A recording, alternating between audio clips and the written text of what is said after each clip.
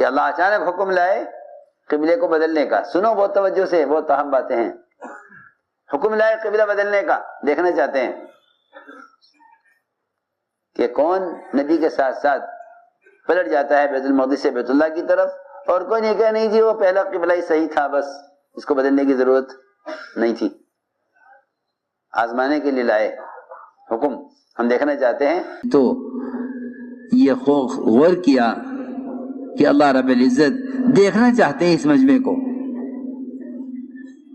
کہ اگر میں اس کام کے کرنے والوں کو صحابہ کی تکالیف سے گزاروں تو ان کا دل کیا کہتا ہے. یہ شکر کرتے ہیں، شکایت کرتے ہیں. اگر میں ان کو صحابہ کی تکالیف سے گزاروں تو یہ شکر کرتے ہیں یا شکر کرتے ہیں، یہ شکایت کرتے ہیں. میرے نزدیک تو اس سے بڑی رحمت کوئی نہیں کہ اس بارش کے ذریعے اللہ رب العزت اس مجاہدے پر اللہ رب العزت قبول فرما لے اور ہم سے اللہ تعالی صحابہ کی طرح کام لے لیں. تو میں نے عرض کیا کہ بارش حدیبیہ کی رات میں آپ فرمایا صحابہ سے کہ جو یہ کہے گا بارش فلاں ستارے کی وجہ سے ہوئی، وہ اللہ کا انکار کرنے والا اور ستاروں پر ایمان رکھنے والا ہے.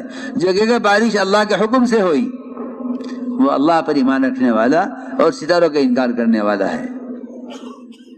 اس لیے دوستو نظام کائنات کا کائنات سے کوئی تعلق نہیں، بلکہ نظام کائنات کا تعلق براہ راست خالق کائنات سے ہے. ایمان بالغیب اس طرح سکھلایا گیا کہ ایمان بالغیب اس طرح سکھلایا گیا کہ تم تمام ظاہری شکل کا انکار کرو قدرت کے مقابلے میں. کہ ایمان اس طرح سکھلایا گیا، اس لیے فرمایا کہ ایمان بالغیب اصل ہے. ایمان بالغیب اصل ہے.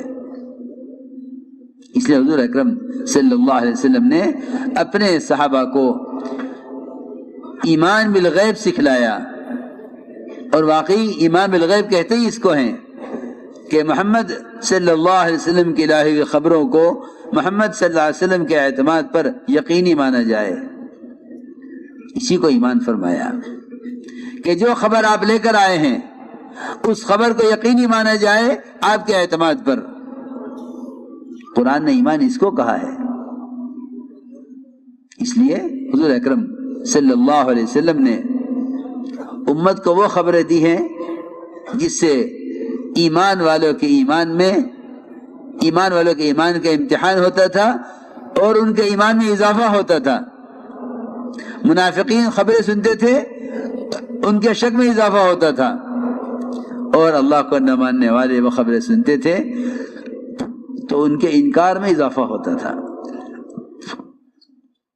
ان کے انکار میں اضافہ ہوتا تھا. عجیب بات ہے. حضور اکرم صلی اللہ علیہ وسلم نے ایک خبر دی، اس لیے کہ نبی کی لائی ہوئی خبریں ظاہر کے بالکل خلاف ہوں گی. نبی کی لائی ہوئی خبریں ظاہر کے بالکل خلاف ہوں گی. آپ نے خبر دی کہ آپ کا سفر معراج ہوا.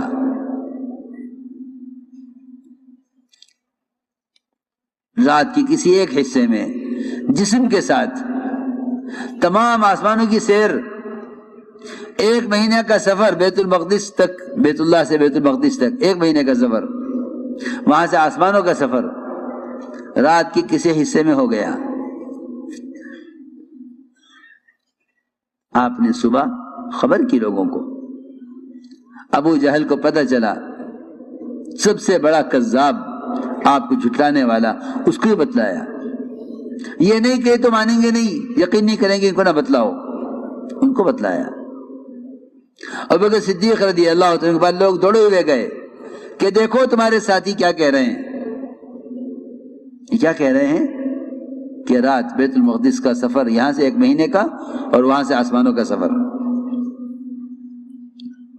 میں جو عرض کر رہا ہوں یہ سمجھانے کے لیے کہہ رہا ہوں کہ جتنے بھی احکام شریعت ہیں اور جتنی بھی خبریں غیب کی ہیں،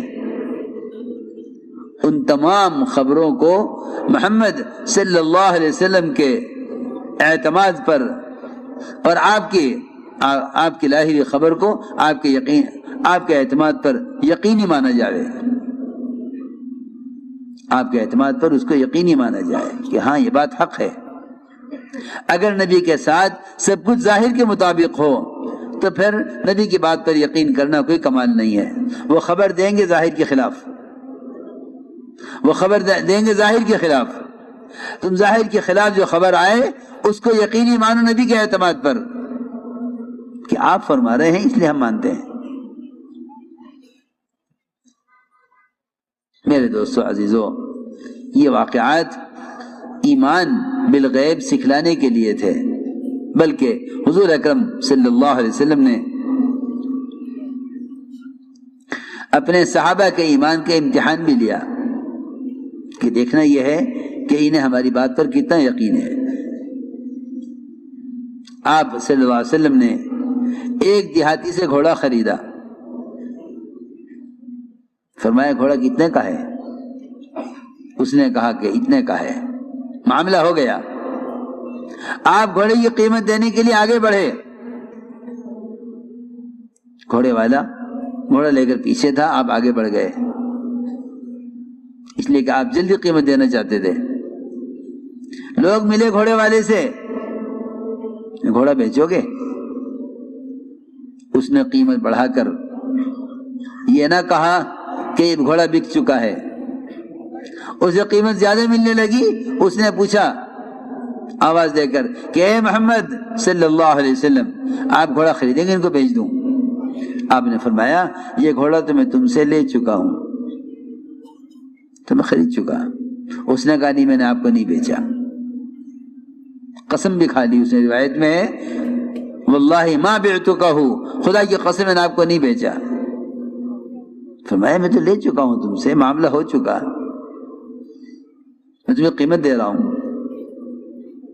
اس نے کہا اچھا گواہ لائیے، اور گواہ کوئی نہیں تھا، کون گواہی دے؟ اس نے شرط ایسی لگائی کہ گواہ کوئی تھا نہیں، لہذا گواہی کوئی دے گا نہیں۔ اس نے کہا گواہ لائیے، آپ نے فرمایا کہ گواہ تو کوئی نہیں تھا۔ اس نے کہا گواہ لائیے، اتنے میں حضرت خزیم بن ثابت رضی اللہ تعالی عنہ وہاں سے گزر رہے تھے،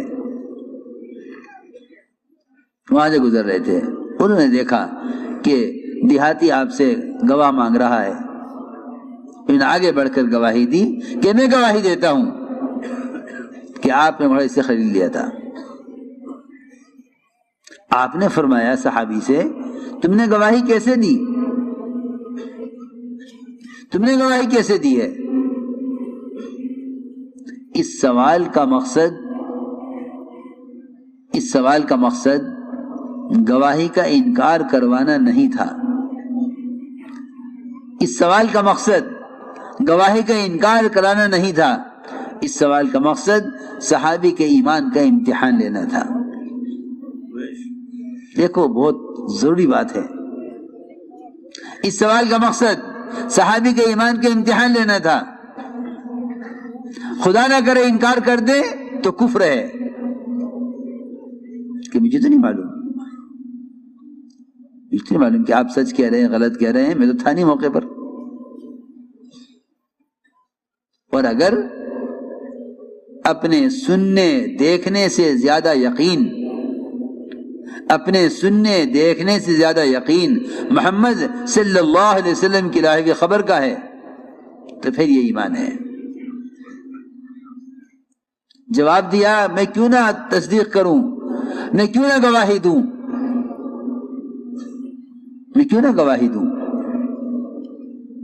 آپ صلی اللہ علیہ وسلم نے ہمیں عرش کی، کرسی کی، اللہ کے وجود کی، جنت و دوزخ کی خبریں دی، ہم نے اس سب کو یقینی مانا ہے۔